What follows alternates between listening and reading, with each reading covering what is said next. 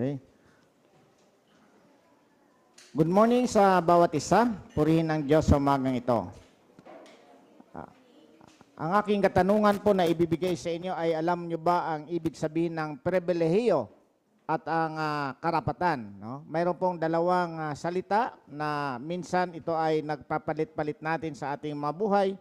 Ito po ang privilege at right. Sa Tagalog, yung pribilehiyo mo at iyong karapatan. No? Mayroon ba tayong mga batas sa ating saligang batas sa Pilipinas na mayroon pong mga bagay na mayroon tayong karapatan. Halimbawa, karapatan nating mag-aral, pwede nating i-demand yan na dapat tayong mag-aral, pero mayroon ding mga bagay na iyan ay pribilehiyo lamang. No? Katulad ng pagdadrive, nabasa ko po yan nung ako'y nag-aaral ng pagdadrive. Ang pagdadrive ay isang pribilehiyo. You cannot demand na yan na legally demand sa gobyerno na pa-drive-in ka. Kailangan mong mayroon kang mga dapat masatisfy at bibigyan ka ng pribilehiyo ng gobyerno. Pwede nilang sabihin ay hindi pwede at pwede. So sa umagang po ito ay titingnan natin yung ano ba yung mga pribilehiyo at ano yung ating karapatan.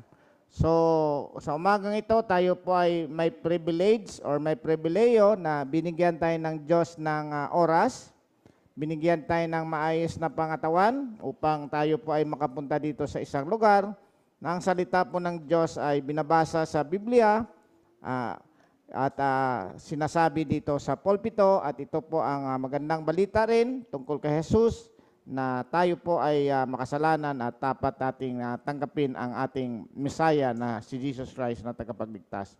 So sa umagang po ito ay tingnan natin ang ano ba yung mga privilege.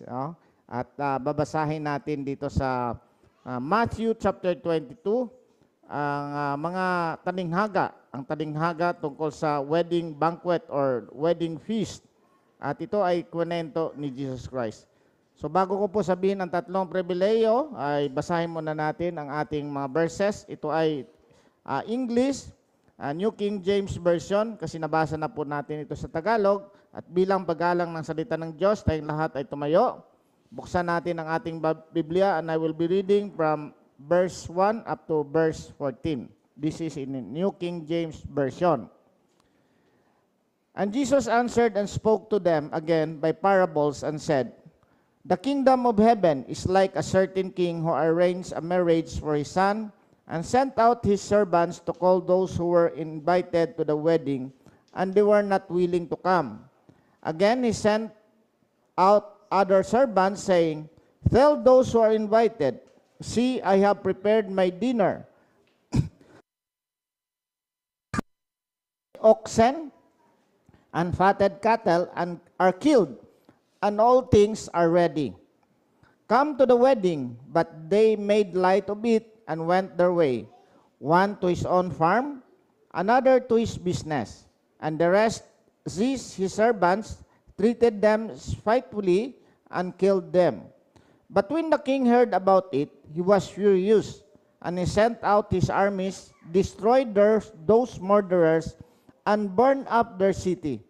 Then he said to his servants, The wedding is ready, but those who were invited were not worthy. Therefore, go into the highways, and as many as you find, invite to the wedding. So those servants went out into the highways and gathered together all whom they found, both bad and good, and the wedding hall was filled with guests. But when the king came in to see the guests, he saw a man there who did not have on a wedding garment. So he said to him, Friend, how did you come in here without a wedding garment? And he was speechless. Then the king said to the servants, Bind him, hand and foot, take him away, and cast him into the outer darkness. There will be weeping and gnashing of teeth. And many are called, but few are chosen. Panginoong Diyos na aming Ama, muli kami nagpapasalamat sa umagang ito na binigyan mo kami ng pribileyo upang makadalo sa isang lugar na ang salita mo Diyos ay, ang salita mo Lord ay pinagbabanggit at pinag-aaralan. I-bless mo rin po ang aming makasamahan na wala dito, kung ano mang kaparaanan, ikaw din po na magay sa kanila na makarinig din po ng mensahe ito sa mga kanilang bahay o anumang sitwasyon. I-bless mo rin po ako sa aking pagpapahayag na yung masalita at salamat din po sa mga dumalo. Buksan mo rin po ang kanilang puso't isipan upang maintindihan ang mensahe sa mga ito. Salamat muli Lord at dalangin namin to sa pangalan ni Jesus, naming Panginoon at tagapagligtas. Amen. Ang pribilehiyo po ay isang bagay na hindi ito legally or sa batas ibinibigay. No? Unlike yung right natin o karapatan natin na pwede tayong mag-demand legally. Ibig sabihin ng legally, pwede natin sabihin sa batas na kailangan mo akong bigyan yan kasi karapatan kong makatanggap ng mga ganyan. Subalit, ang pribileyo ay hindi mo pwedeng i-insist yan o hindi mo ilagay sa mga batas na ayon sa batas na pwedeng mo makuha yon. So sa umagang po ito ay titingnan natin ang 3 or 4 na pribileyo ng ating pong pag-uusapan. Ang una pong pribileyo ay ang privilege to hear, no? Ang pribileyo na makarinig, lalo na sa salita ng Diyos. Ang pangalawang pribileyo po ay ang pribileyo to be invited. Ang pribileyo na to be invited at ang pangatlo po ay ang pribileyo na makasama doon at talagang mayroon tayong parang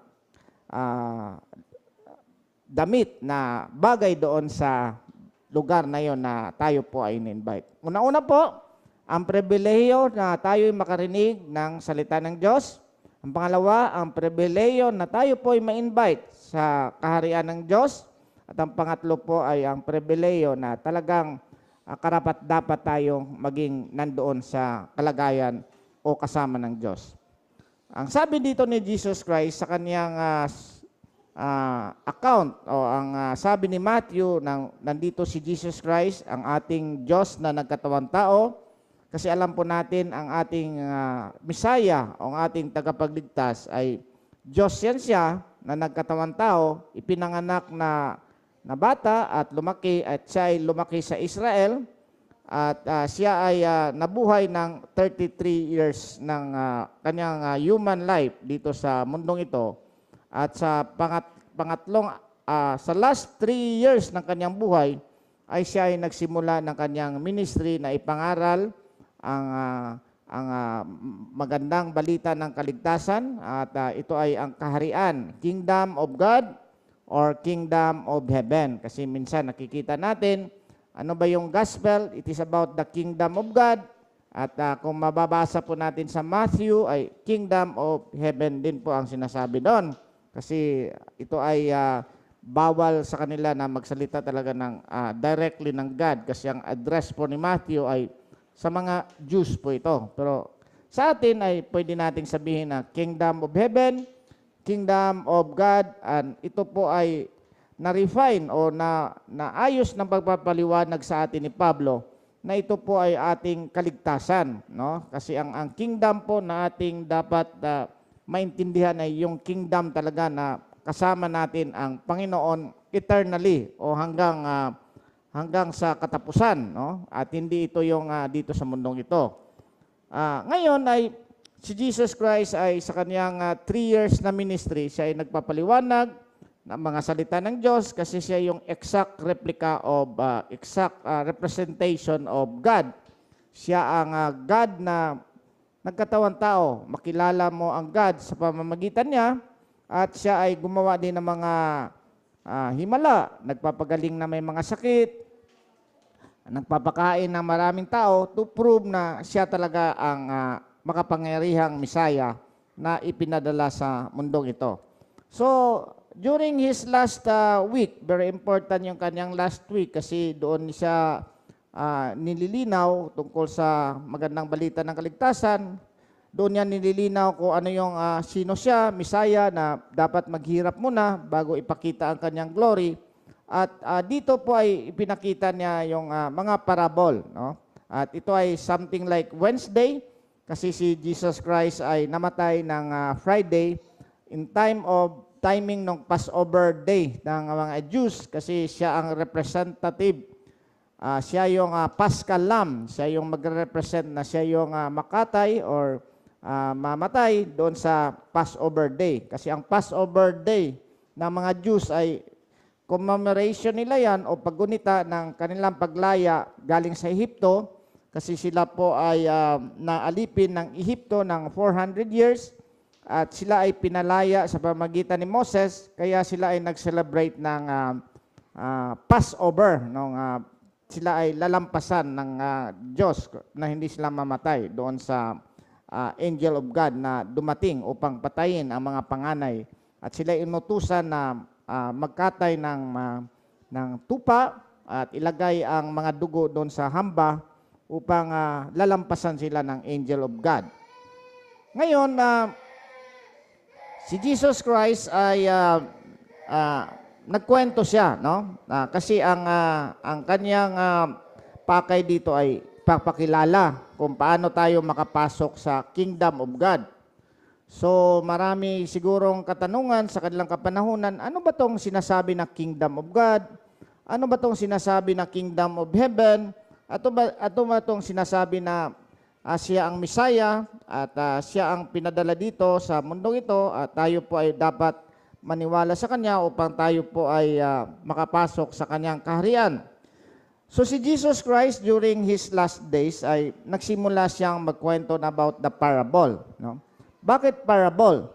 Kasi nung una, siya ay diretsong nagsasalita, ngunit may timing na siya ay inuusig na at gustong patayin, ay hindi na niya masyadong dinediretso ang kanyang pagsasalita at siya ay nagkwento tungkol sa parable o talinghaga. Ang sabi niya dito, the kingdom of heaven, yung magandang balita na tayo makasama doon sa heaven, is like a certain king who arranged a marriage for his son and sent out his servants to call those who were invited to the wedding and they were not willing to come. So, number one, the privilege to listen, to hear the word of God. No? So, ang kaharian pala ng Diyos ay parang isang mayaman na hari na siya ay may anak na ikakasal, siya ay naggawa ng malaking banquet o malaking piyesta o malaking handaan at ini-invite niya ang mga tao doon. Una-una, mayroon siyang specific na invitees. Katulad ng mga wedding, mayroon tayong unang-unang ini-invite. So, pag magbabasa po tayo ng parable, hindi natin lahat ito minsan illiteral, no? Kasi mayroon lang point ang parable na dapat nating makuha. So, ang pinaka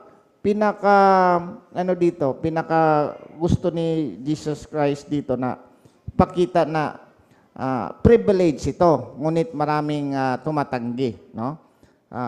Unang-una, bakit sinasabi ko na pribilehiyo ang pagkukwento ni Jesus Christ na maintindihan natin ito, na siya ay nagkwento ng parable? Kasi dito sa Matthew chapter 13, sinabi ni Jesus, tinanong ng mga alagad,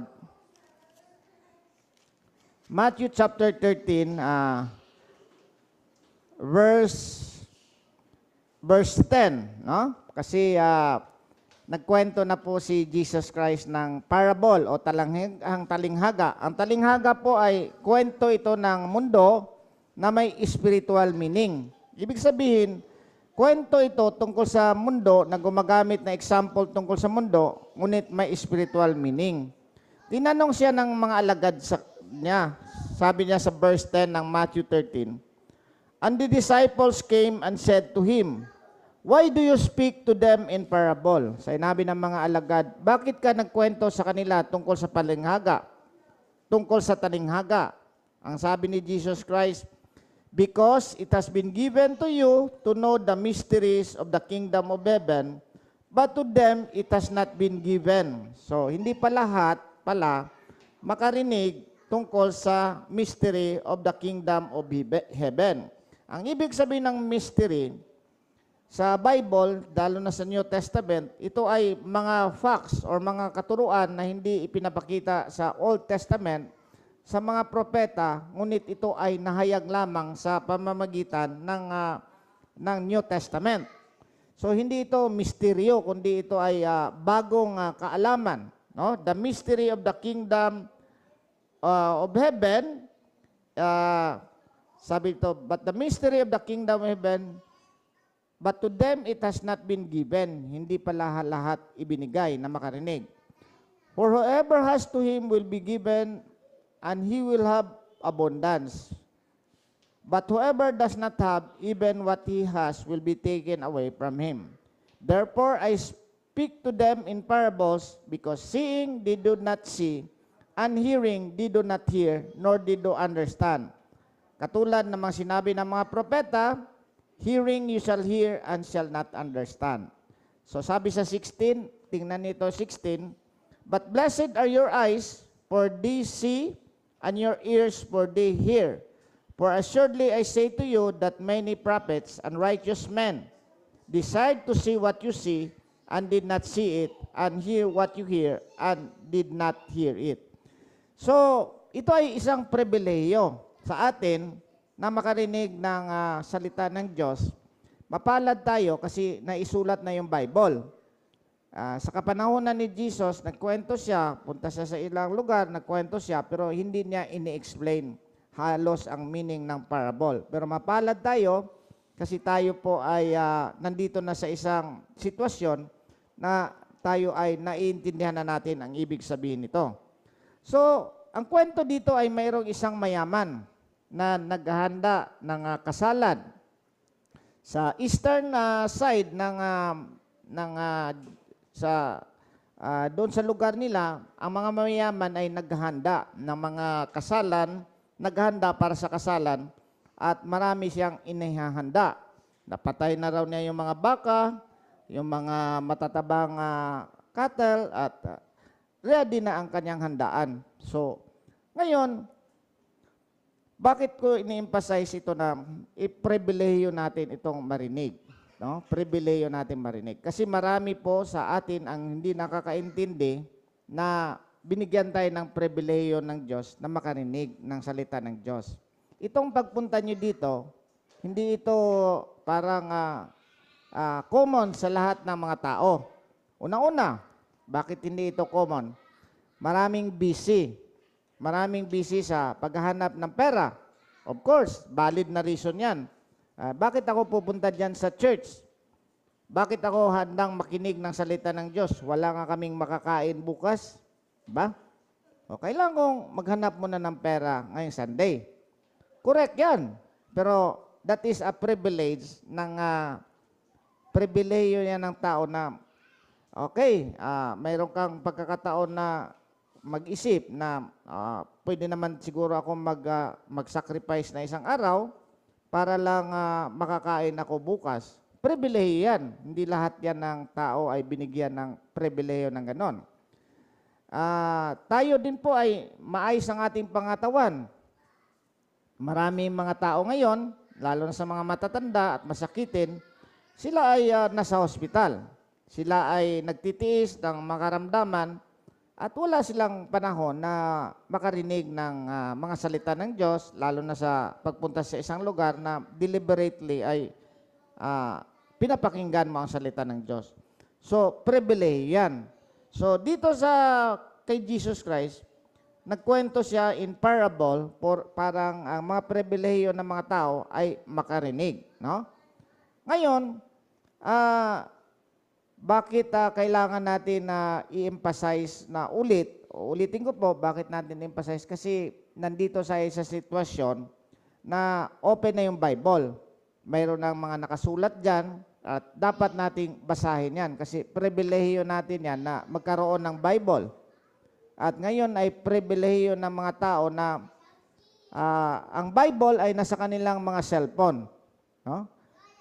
Sabihin mo datiin mo dati na, kayo ba ay may dalang Bible? Walang nakakapagtaas ng kamay. Pero ngayon, pag sinabi ko, kayo ba ay naglalahat ng Bible, mayroon ba kayong Bible sa inyong mga kamay? Siguro, parang karamihan sa atin ay mayroon. Kasi mayroon naman talaga akong Bible eh. Nasa aking cellphone, may Bible ako.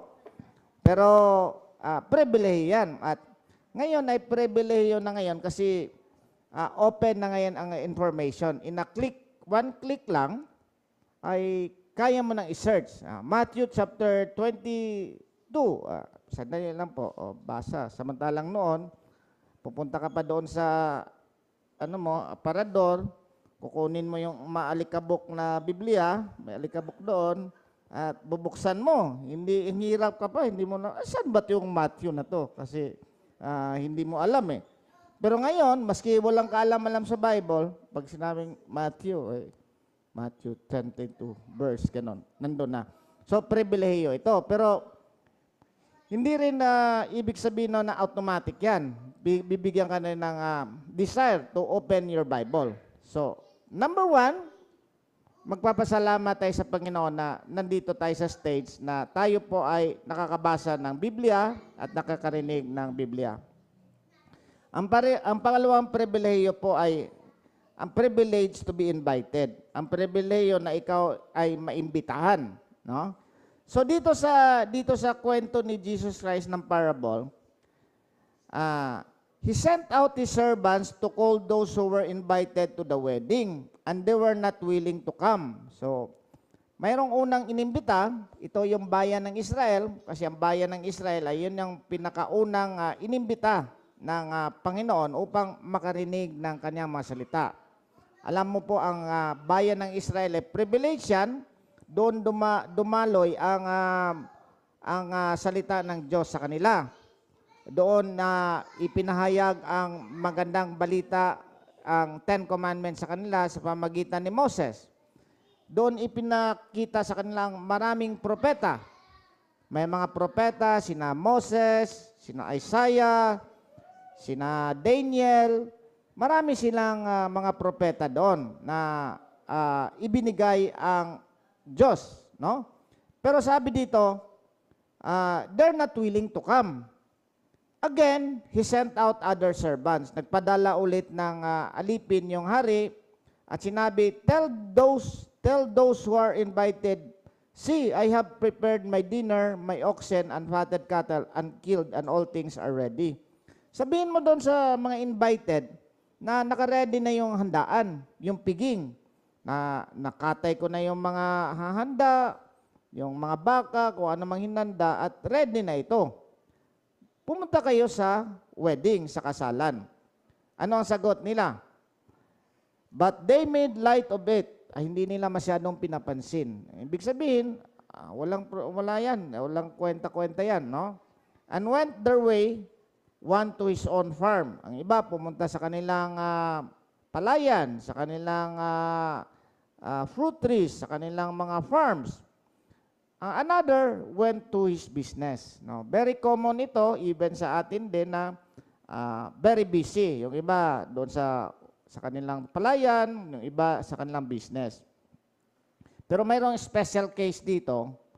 And the rest seized his servants and treated them spitefully and killed them.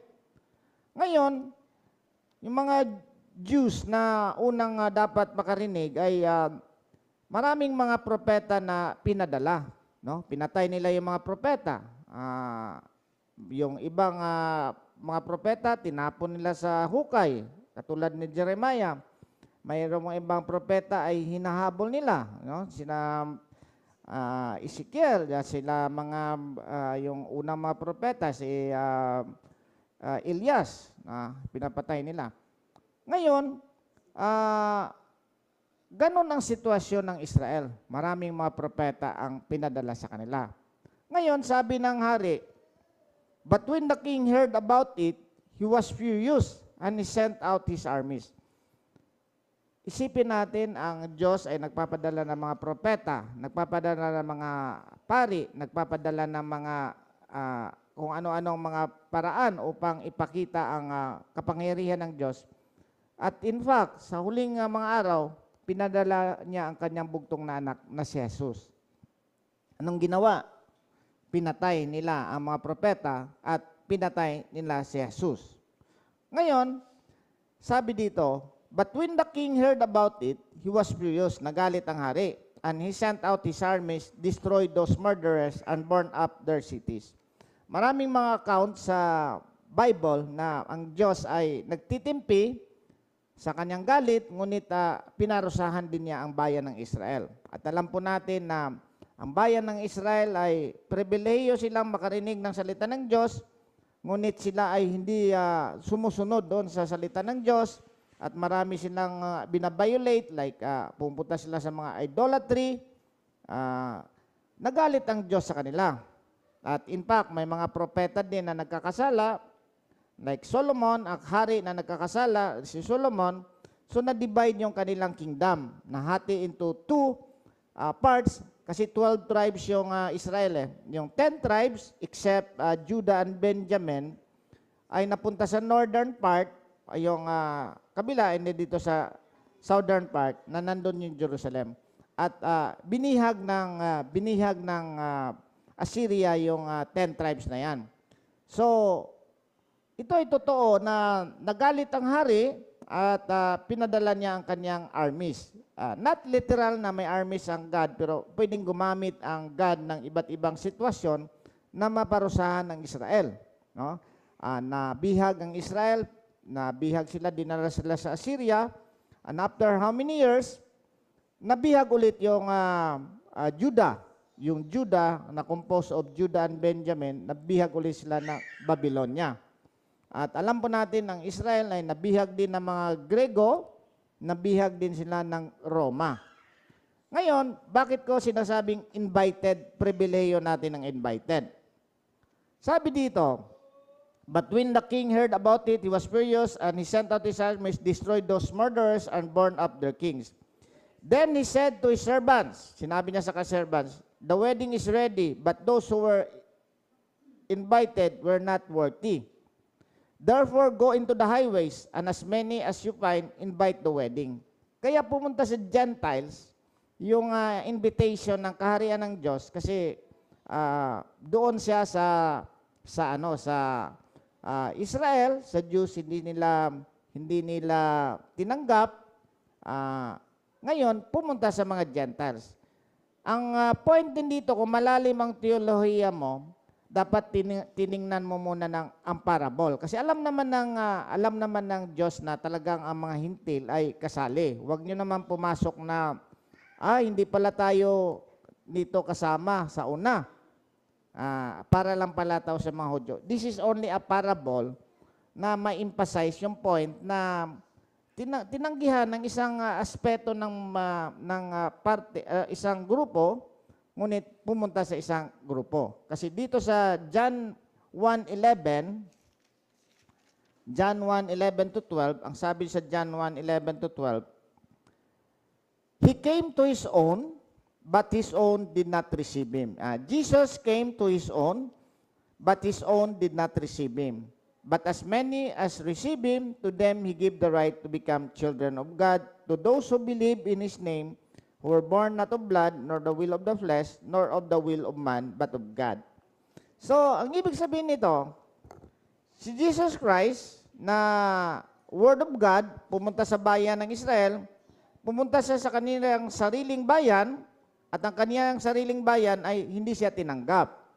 Ngunit, sa mga tumanggap sa kanya, binigyan niya ng the right to become children of God to those who believe in His name. Binigyan niya ng karapatan na magiging anak ng God. Bago tayo bigyan ng karapatan, wala tayong karapatan. Pero nung nabigyan na tayo ng karapatan, may karapatan na tayo. Privilege before beginning, wala tayong right na mabigyan. Pero sabi, to those who believe Him, nung naniwala tayo, mayroon na tayong karapatan na maging anak ng God. Dapat ma-distinguish natin yung pribilehiyo dito. Bago tayo naging anak ng God, wala tayong karapatan.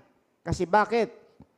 Sa 13, who were born not of blood, hindi sa pamagitan ng blood nila, kung kanilang affiliation, kung Pilipino man sila or kung Hudyo sila, not of the will of the flesh, hindi sa sariling kakayahan ng sarili natin pag-isip, nor the will of the man, but of God. No? So, ang pribileyo na to, Ang right na to ay hindi ito pribilehiyo natin noon. Nagkaroon na tayo ng right nung naging anak na tayo kasi binigyan tayo ng karapatan ng Diyos. So, ang pagbigay sa atin na naging anak ay privilege yan ng God. Hindi natin pwedeng i-demand na, Lord, bigyan mo ako ng ganon, na ma-born again ako.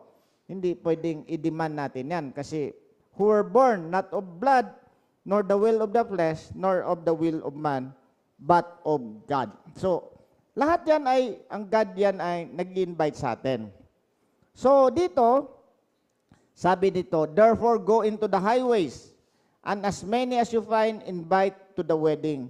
So those servants went out into the highways and gathered together all whom they found, both bad, good, and the wedding hall was filled with guests. So nung tinanggihan ng Israel, ang magandang balita ng tungkol sa kaharian ng Diyos ay pumunta sa mga Grego, pumunta sa mga Romano, pumunta sa mga taga-Europeans, pumunta sa mga Amerikano, pumunta sa mga Chinese, pumunta sa mga Indonesian, at pumunta sa Philippines.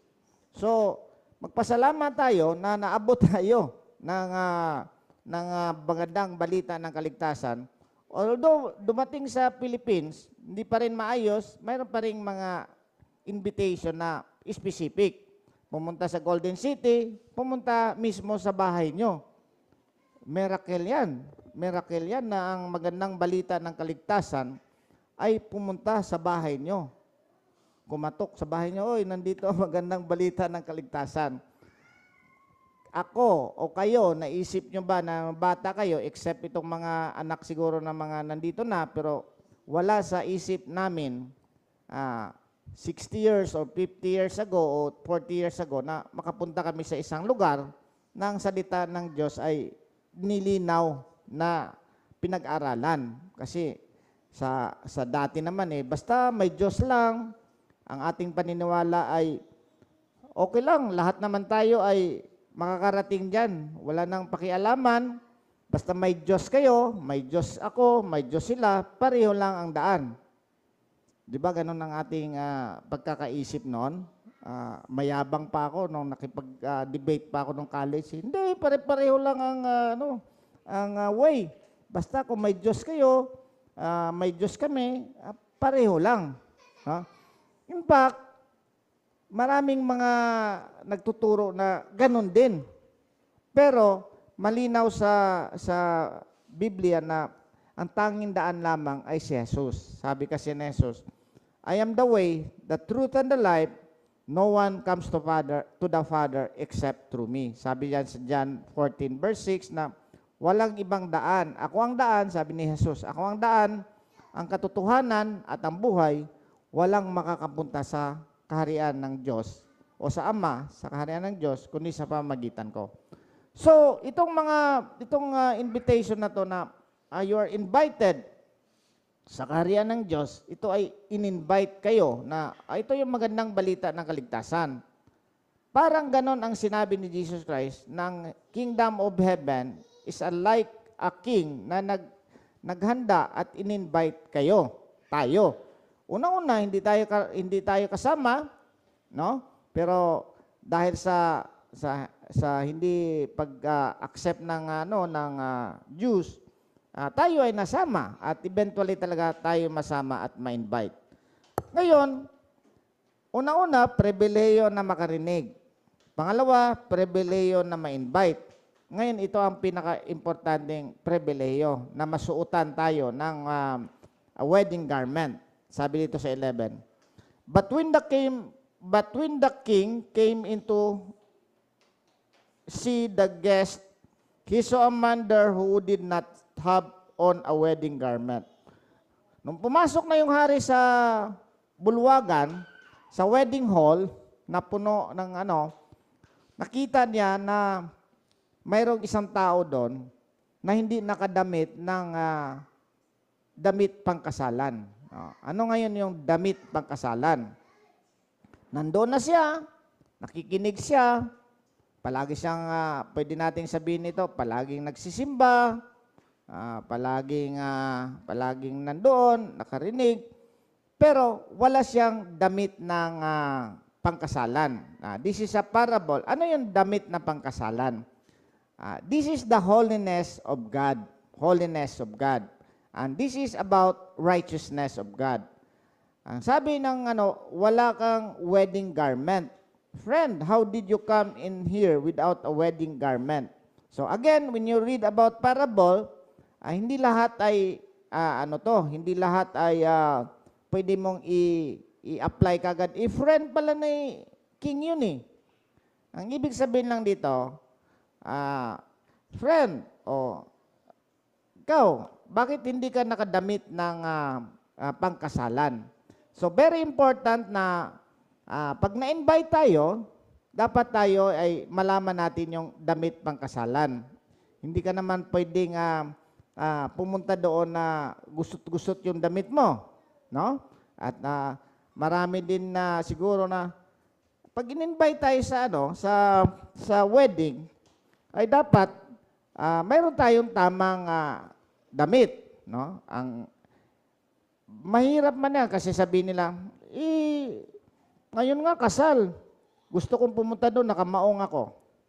Pwede naman, no?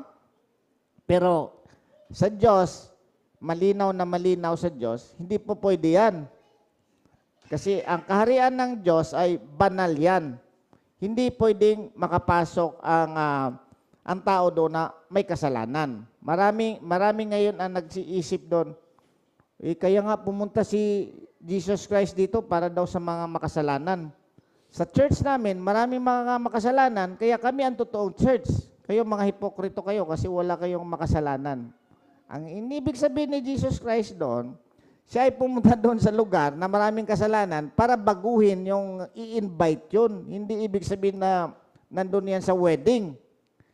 Kaya siya pumunta doon sa mga lugar na yon kasi sabi nga, both bad and good. No? Both bad and good. Sabi doon sa 10. So those servants went out into the highways and gathered together all whom they found, both bad and good. Ngayon, ang pag-proclaim natin ng gospel of God, hindi tayo namimili kung saan tayo pupunta. Doon lang tayo pupunta sa isang lugar kasi mga banal na yung mga tao doon. Doon sa isang lugar, hindi natin pupuntahan kasi masama yung mga tao doon. Ang sabi dito, pumunta sila sa lugar na may mga masama at mga mabubuti. Pero, kailangan natin madidistinguish na pagpunta ni Jesus Christ, pumunta siya sa lugar na may makasalanan. Pero nung na-invite na, hindi pwedeng magiging makasalanan pa rin yung tao na yon. Papaliwanag natin ito kasi dapat maliwanag ito na pribilehiyo natin ito na maintindihan at mabigyan tayo ng wedding garment. No? Ang sabi dito, bakit wala kang damit na pagkasal? Dalawa dito, holiness, at ito ay katuwiran. Una-una, may katuwiran ito na sa ating napag-aralan, ito yung righteousness o katuwiran ni Jesus na maibigay sa atin. No? So, ang ating mga damit ay madudumi ito. Kailangan itong mapalitan ng madamit na maputi at walang kasalanan o walang karumihan. At yan ang unang ipinapaliwanag na dapat maintindihan natin na si Jesus Christ ay walang kasalanan, siya ang gumawa ng ating kaligtasan at dapat mapapunta yung damit niya sa atin. Paano yan? By believing. Pero yung believing na yan ay nandoon lang yung damit na yon pero hindi mo isinuot. Dapat isinuot. Una-una, maraming tumatanggi doon sa damit na yon. Pangalawa, ayaw nilang isuot. Mayroon lang silang intellectual knowledge na, in a way, mayroon naman akong damit eh. Naka-reserve lang yan dyan. Pagpasok ko doon sa kaharian, ay saka ko isuot. Pag namatay ko, saka ko isuot. Buti kung maisuot mo pa yan, kung mamatay ka na. This time pa lang, ay dapat maisuot mo na yan. At hindi magkasya yan kung hindi mo bitiwan ang inyong mga kasalanan. Hindi mo mag-ano yan. This is only an illustration na dapat mayroon tayong imputed and at the same time, imparted righteousness. Dapat ma-born again din. Marami nagsasabi, okay, naniniwala ako sa imputed righteousness, but hindi ako maboborn again, magsistay pa rin ako sa aking dating gawi. Hindi po pwede yan, dating gawi. So this garment is the righteousness na ibinigay ng God sa atin na sa pamagitan kay Jesus Christ at sa atin ding holiness na dapat nating maisuot ito sa ating mga buhay. Ano ngayon ang mangyayari pag hindi natin ito suot? Nagtanong din sa akin ito yung mga kaibigan ko. Saan ilalagay yung tao na yan? Bind him hand and foot. Take him away and cast him into the outer darkness. There will be weeping and gnashing of teeth. Itong darkness na to, ito yung impyerno. Kasi ang impyerno ay nandun yun, nag-iiyakan at ano bang gnashing of teeth. Nangangis yung ngipin. No? Yun ang isang illustration ng impyerno. So, kailangan natin maintindihan na hindi tayo basta-bastang pumasok doon sa kaharian ng Diyos, na hindi tayo banal. Dalawang doon. Kailangan natin maisuot yung wedding garment na binigay ni Jesus Christ at the same time, suot-suot na natin. Hindi yung nakalagay lang doon, dala-dala natin, dapat suot natin. And sa theological, it is both the imputed and imparted righteousness. Imparted righteousness, tayo po ay nakakaalis na, mayroon na tayong katuwiran na nagre-resist sa mga kasalanan. Hindi yung katuwiran or kalagayan na hindi tayo nakaka-resist sa kasalanan. But we are not perfect, and this righteousness lamang na mga perfect ay yung righteousness ng God. So, unang-una, tayo ay mapalad na tayo po ay nakarinig ng salita ng Diyos. Mapalad tayo, no? Kasi kumatok sa ating mga bahay, pumunta doon ang isang servant at nag-imbita. Pangalawa, mapalad tayo na naimbitahan tayo dito sa wedding banquet na to. Mapalad tayo. Ngayon, mapalad din tayo kung binigyan talaga tayo ng kasuotan na maayos at naintindihan natin kung ano ang purpose ng kasuotan na yon. Hindi yon basta na privilege na mag-sin ako. Hindi po yan totoo. You have no right to sin. Pag nandoon na yung wedding garment na yan ay dapat mapakita mo na ang iyong holiness ay totoo, ang iyong pagsisisi ay totoo. Kaya nga mayroong verse doon na, do works befitted for your repentance. Gumawa ka ng mga gawa na kabagay-bagay o ayon sa iyong pagre-repent. Kasi kung sinabi mo lang nag-repent ka, pero yung mga bagay na ginagawa mo ay hindi naman ayon sa iyong repentance, hindi rin yan maayos. No? So, I hope na malinaw ito, pero sa lahat na nandito, dapat maintindihan natin ito na pribilehiyo tayong makarinig. Oy, may pumunta doon na nagsasalita, nag-i-invite. Pribilehiyo natin na ma-invite, kailangan natin pumunta kasi pribilehiyo ito natin na ma-invite. At pag nakapunta na tayo, dapat din natin maintindihan na hindi pala ito dapat na punta-punta lang ako doon, hindi ko alisin ang aking kasalanan at suot-suot ko yung katuwiran ni Jesus Christ. At bilang ambassador of Jesus Christ, kailangan din nating maintindihan ito. Ang last verse, for many are called, but few are chosen. No? Marami ang tinawag, pero kunti lang ang pinili. At ang pang-apat na pribilehiyo ay pribilehiyo natin na tayo ay mapili ng God. Chosen, no? Chosen people, priesthood ng God or something na chosen people tayo. Privilege yan sa atin. So I hope na ang pribilehiyo na to ay marinig natin. At siyempre, mayroon tayong human responsibility to act, to tanggapin ito. At ito ay dadaloy sa ating mga sarili, dadaloy sa ating pagkatao. Siyempre, maintindihan na natin na ako'y makasalanan, kailangan ko ng tagapagligtas at ang tanging daan lamang ay si Jesus. At ngayon ay kailangan kong pagsisihan ang aking kasalanan at tanggapin ko si Jesus at bilang Panginoon tagapagligtas. At the same time, kailangan kong mamuhay ayon sa katuruan ng magandang balita at tungkol kay heaven, tungkol sa heaven. So, you have to decide. Kailangan mo magdesisyon. Kailangan mo magdedesisyon. Hindi yung, pribilehiyo lang pala yan. Kailangan mo magdesisyon din at humingi ng tawad sa Diyos. Magmamakaawa tayo sa Diyos. Hindi tayo pwedeng mag-demand, magmamakaawa tayo sa Diyos. Kasi ang iba, nagdi-demand sila, uy, kung ganun palang katuruan, ay bakit sa inyo lang ibinigay? Dapat mayroon din akong ganon. Hindi po pwede tayo mag-ugali ng ganon. Hindi dapat tayo mag-demand ng God na iligtas mo ako. Kasi ang God natin ay napakataas. Tayo ay napakababa. Dapat nandun yung humility natin na makasalanan talaga tayo. Siya ay mataas. At sabi nga, nothing in my hands I cling. Nothing in my hands I bring. Yung isang kanta daw nila noon. Nothing in my hands I bring, simply to the cross I cling. Wala akong dadalhin na katuwiran, pero doon lang ako naniniwala sa cross ng Calvary na si Jesus Christ ang namatay doon. So in short talaga, kailangan talaga nating maniwala kay Jesus na ating Panginoon tagapagligtas. Maniwala tayo na siya ang pinadala sa atin upang iligtas tayo sa ating makasalanan. At kung nandoon na yung chance na talagang tanggapin natin, you have to repent and accept Jesus Christ as your Lord and Savior. Tayo po'y tumayo at tayo po'y manalangin. Panginoong Diyos na aming Ama, Lord, kami Lord ay nagmamakaawa sa iyo Lord na bigyan mo kami ng pagkakataon na maintindihan talaga itong mga bagay na ito Lord. Kasi kung sa aming sariling pagkakaintindi, hindi namin ito maintindihan ayon sa iyong gusto mo ipaintindi sa amin. Salamat din po sa pribileyo na binigay mo sa amin na makarinig ng salita ng Diyos.